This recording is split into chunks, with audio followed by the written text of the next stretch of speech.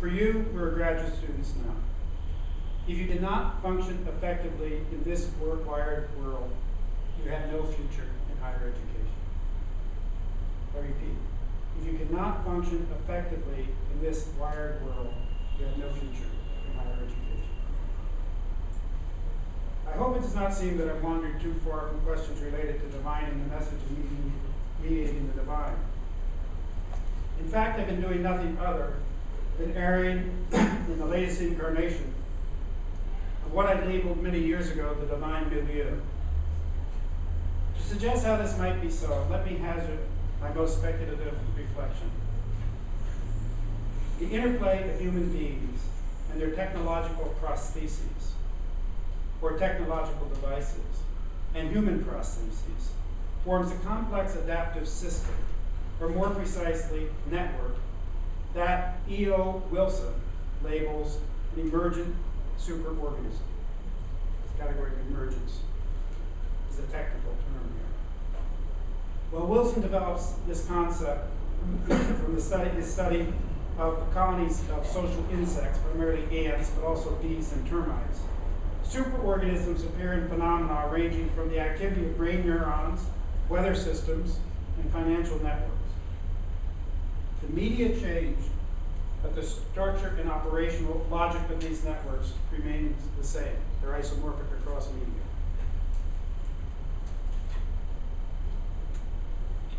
These are actually the fundamental characteristics of networks.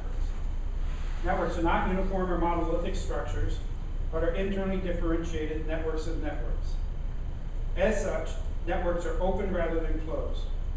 Unlike the grids and industrial models that divide and separate into ever smaller and smaller isolated parts, the webs of networks connect and relate into ever larger and more inclusive wholes. 3. In networks, boundaries are no longer fixed nor permeable, but constantly evolve to adapt to changing circumstances. 4.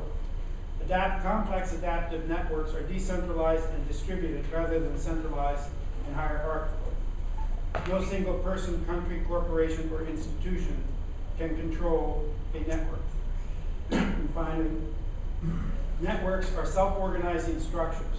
Order emerges from the interactions of codependent members. There's not enough time to discuss all of the issues at stake in this notion of networks, but I do want to just make a few closing observations. Superorganisms, as I suggested, are emergent phenomena. In his brilliant book, Gödel, Escher, Bach, An Eternal Golden Braid, computer scientist Douglas Hofstadter analyzes isomorphic patterns and processes of emergence in insect colonies, so-called artificial intelligence, information theory, music, art, and the brain. Emergent phenomena cannot be understood through reductive analysis. In these systems and networks, the whole emerges from, but cannot be reduced to, the interaction of codependent agents. Playing with what was a reductionism here. It forms the word mu, which is an important term in Zen Buddhist philosophy that he plays with a lot in this text. And the structure of the text itself enacts the kind of braided, golden braid that he's talking about here. In insect colonies and grains, the agents, that is the parts, are dumb, but the organism, that is the whole, is smart. Just as mind emerges from the interaction of neurons in the brain, so the mind of the colony emerges from the interaction of dumb ants.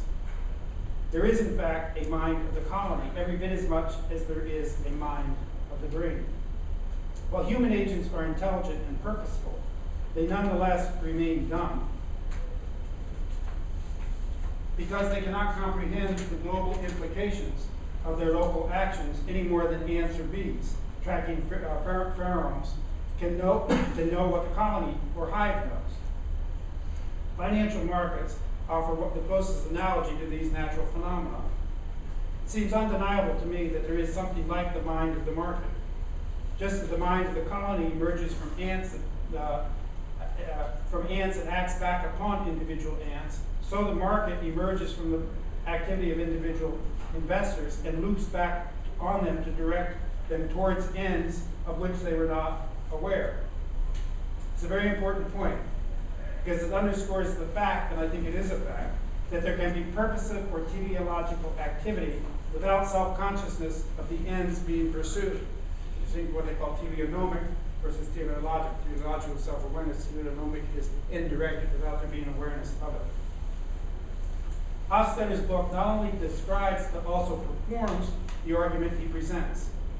His text, and remember that, again, as I said, the word text derives from the word texture, which means to weave.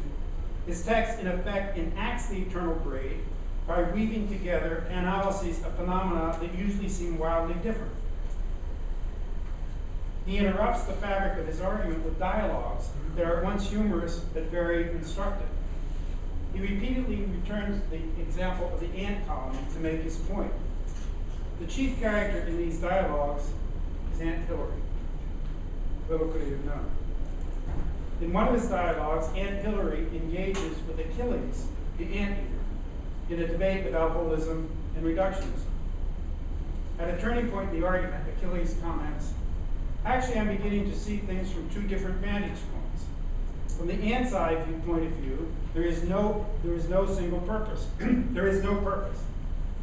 The typical ant in a signal is just meandering around the colony in search of nothing in particular until it feels like stopping. Its teammates are usually agreed, and the moment the team unloads itself by crumbling apart, leaving just as its members, leaving none of its members, but loses its coherency. No planning is required, no looking ahead, nor is any search required to determine the proper direction. But from the colony's point of view, the team has just responded to a message, which was written in the language of task distribution.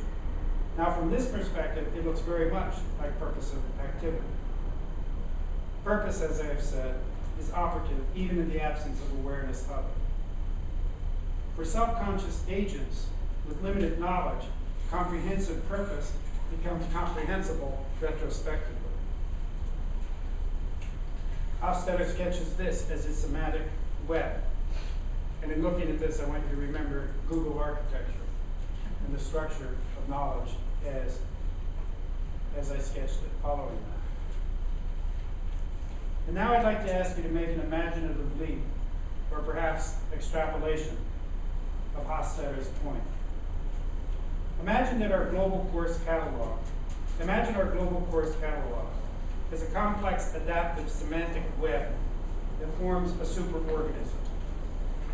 Teachers and students are individual agents through whose actions something like a global mind emerges or evolves. It is important to note that not all intelligence agents are what we call human. So-called artificial intelligent agents are already cruising the web and making decisions.